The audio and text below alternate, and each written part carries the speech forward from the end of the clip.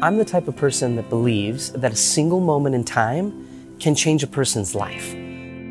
One of those moments for me, as a young child, I was the kid that struggled. And I struggled to hold still. I would tap, I would move all the time.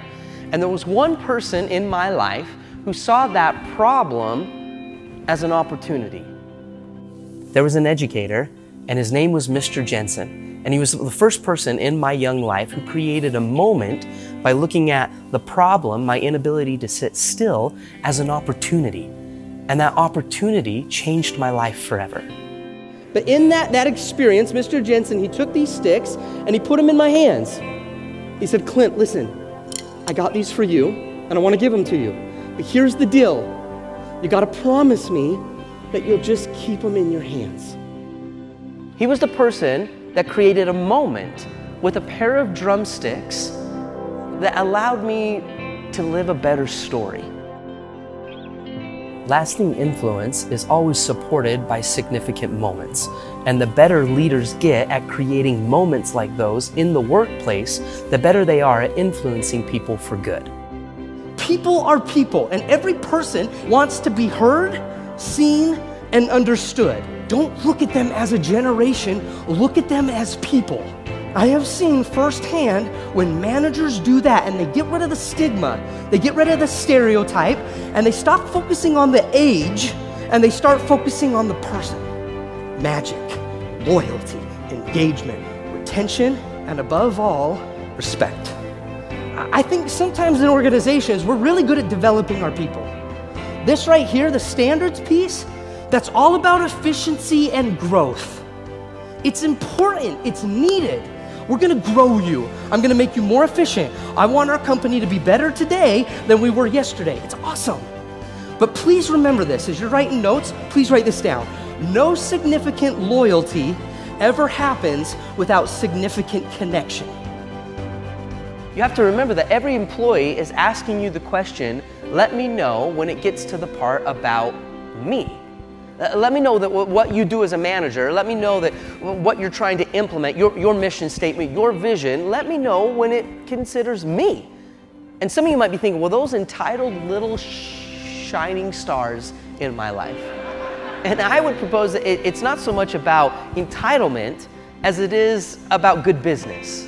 It's about bringing humanity back into the workplace. I've hired hundreds of keynoters across more than a decade of running some of the highest quality events in our industry. And I'll tell you, Clint brings something special that I've not seen from any other keynoter. He brings a special blend between his personal story, the music, the drums that's always moving, to intellectual stimulation, to a very concise, complete takeaway that will allow them to not only be better employees, but to live better, more fuller lives. And that's about as meaningful of a message as you could ever have. We're excited, we're laughing, it's funny, we're crying, we have goosebumps, we're clapping, we're going to the beat of the drums. He is an awesome experience. His story is amazing. I think one of the most powerful moments in the keynote is the drum solo experience. When I sit down live on stage and we rock the house. And it gives leaders the opportunity to see firsthand what influence looks like and how they can become the Mr. Jensen, the impact that they have in their people's lives. When I walk out on stage, it's my job to create an experience. And we do that literally live on stage. Everybody's got buckets, drumsticks, and it creates this engagement experience where they are learning by doing. And when you learn by doing, it just creates buy-in. It creates implementation in a way that they get to see firsthand the things that we're teaching, the things that we're advocating for really truly work. That if I implement these things into my workplace, not just the drum line, I'm gonna see significant change. I'm gonna have the ability to influence my people better. The Undercover Millennial program is a huge piece to what I talk about on stage. I would go in as the undercover millennial into an organization simply as someone looking for a job. I would walk up to the employee and I would just say, hey, what's it like to work here? It's amazing what they'll tell you. And a lot of companies, they do company surveys.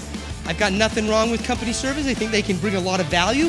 However, most employees we found on a company survey, they don't answer 100% honestly, because they're always worried what's on the other side of the survey.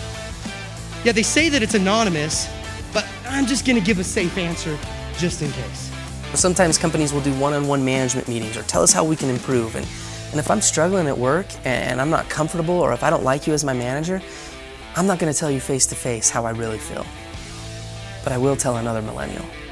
In my opinion, our research through the Undercover Millennial program provides the most real and authentic data on how great leaders were creating organizations that their people never wanted to leave.